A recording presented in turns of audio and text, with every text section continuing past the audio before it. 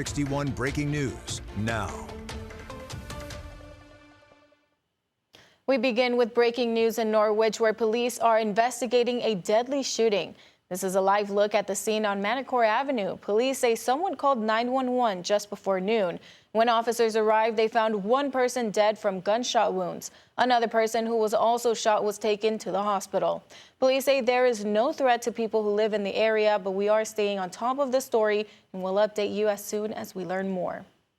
Now to our top story tonight, 3 times the number of people in Waterbury are now without water after a water main under repair broke in a different section. Now 15,000 people are affected. Thanks for joining us tonight. I'm Priscilla Meza. Fox 61's Jamel Johnson is live in Waterbury. Jamel, you spoke to a business that was planning to have a big weekend but now has to cancel many of their pre-planned events.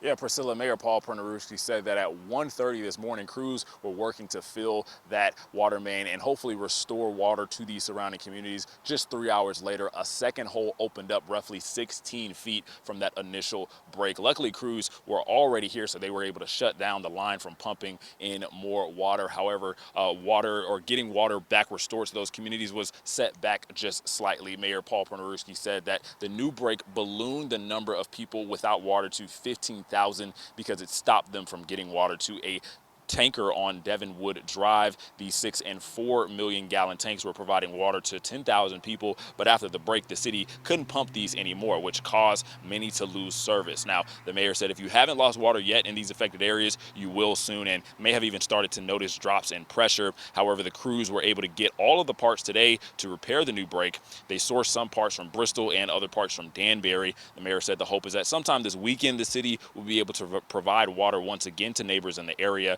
This break continues to define the city, and Mayor Paul Pernaruski addressed future plans to rework infrastructure in the city. We have been talking for the last 2 weeks about plans to address many of the needs that we have here, and we will be coming forward with a package to, both the issues we had on Bennett Street with the lining and the cleaning that we have to do there because we don't have the sufficient water for some of the hydrants in those areas.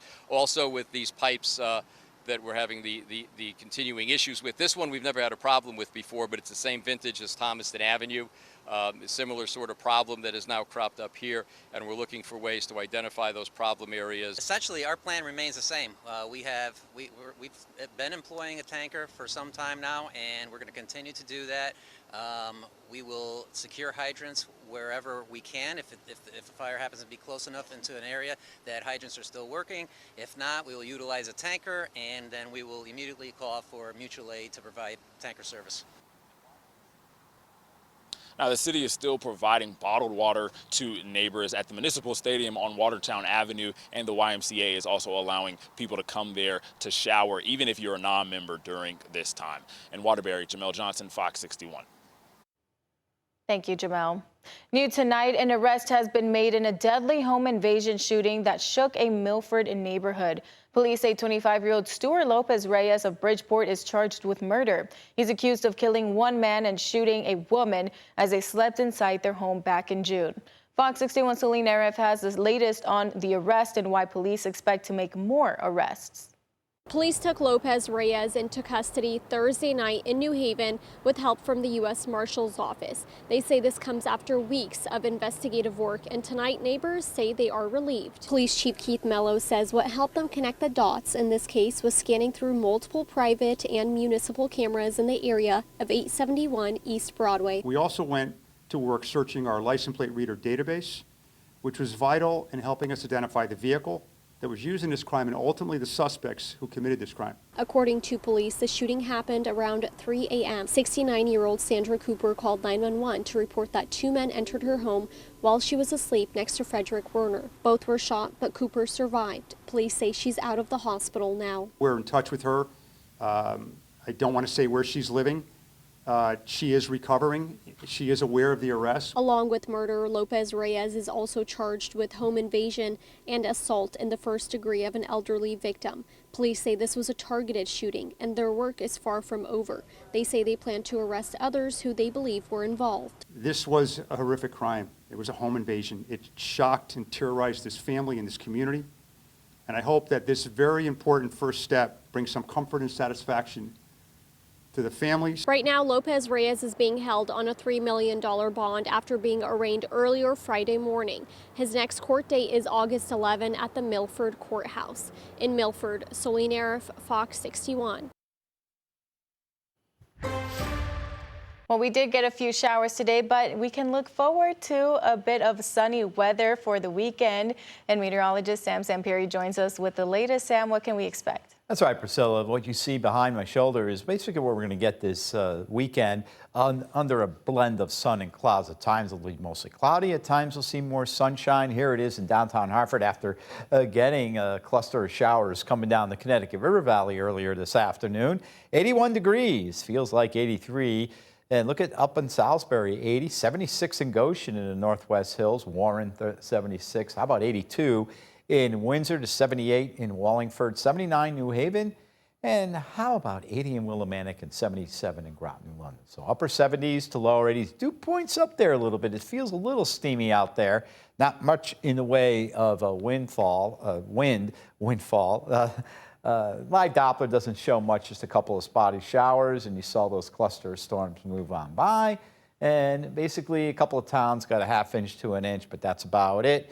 This one here coming down the river valley is going to fall apart. Coming up, I'll detail the weekend. We'll talk about how warm it will get and what about shower chances, big changes next week as well. All the details coming up in a few minutes. Priscilla? Thank you, Sam. Right now, police are searching for the people they say broke into cars and stole valuable items in Naugatuck.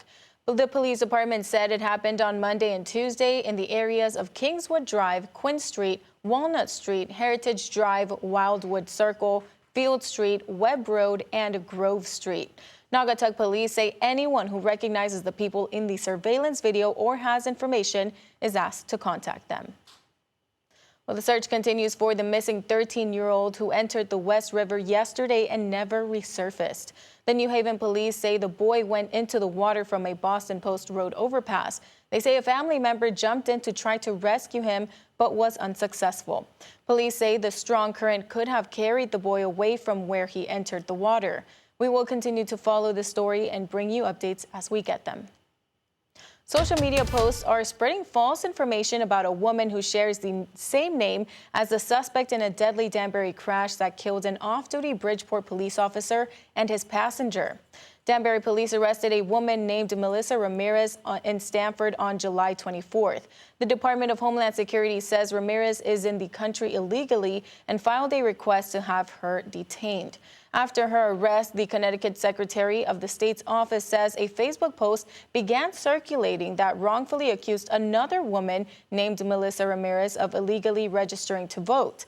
Danbury police confirmed the woman named in those posts is not the same person who was arrested in connection with the crash. Were these allegations made after a thorough review of the case by investigators, by a court of law? No. It was a Facebook post. You heard me, a Facebook post. A manipulated image by an outlet that honestly my 83-year-old mother at one glance would have known it was false. And this should alarm everyone regardless of political party. Senator Stephen Harding and Rob Sampson also released a statement this week on the deadly crash and said, as we pray for the victims' families and friends, we must now get clear answers from state officials and the Lamont administration. That includes Ramirez's voting and driving records. Well, tomorrow marks 6 months since the disappearance of Nancy Guthrie, the mother of Today Show host Savannah Guthrie. Today, we learned the Pima County Sheriff's Department released a pair of ransom notes in the hope that someone can identify the author. They say there are similarities between them that indicate they were written by the same person who authorities said used a unique style. Claudia Cohen has more on the investigation. 6 months after Nancy Guthrie was taken from her Tucson, Arizona home, there is still no sign of the 84-year-old or answers about who took her. Still, Pima County Sheriff Chris Nano says investigators continue to follow every credible lead. We believe, just as the family, Savannah, others, that somebody does know something. On Thursday, he announced a hair sample recovered from inside Nancy's home did not point to a suspect. And now multiple labs are trying to untangle a mixed DNA sample from as many as 4 people. But months into the search, there are growing concerns over how the case has been handled. FBI Director Kash Patel previously criticized local law enforcement, accusing them of initially shutting federal investigators out of the case, something the sheriff has denied. The state has the right and the sheriff has the right to conduct his investigation, and he has the right to own it as well. They sent the DNA to a private laboratory, which took 6 weeks. We offered Quantico from Jump, the world's best laboratory. In a new video this week, Today Show host Savannah Guthrie appealed to her mother's potential captors, asking them to do the right thing. Make the right choice. Help us find her. Tell us where to look for her. That is a desperate situation to be in, and it indicates to me that they really don't have much else to work on. The family is offering a $1 million reward for information leading to Nancy. In Sausalito, California, Claudia Cowan, Fox 61.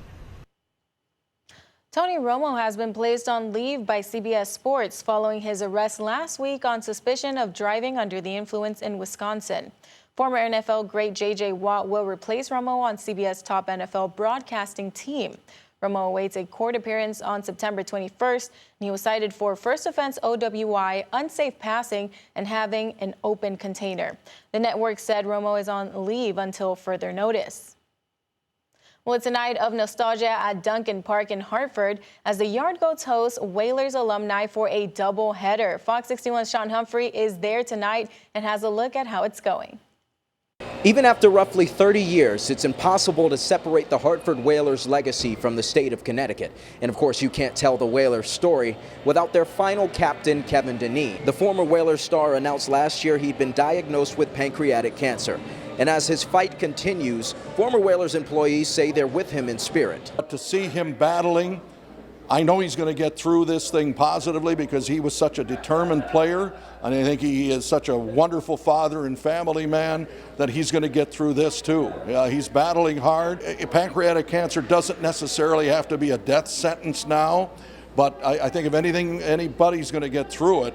And it means a lot more. We're hoping and praying for him, and that this game does mean this season a little bit more, especially when we saw him just a year or two ago very healthy. Denis, of course, scored the Whalers' final goal in downtown Hartford in a 2-1 win over the Tampa Bay Lightning. We wish him well as he continues his fight against a disease that has touched the lives of so many. From Duncan Park, Sean Humphrey, Fox 61 Sports.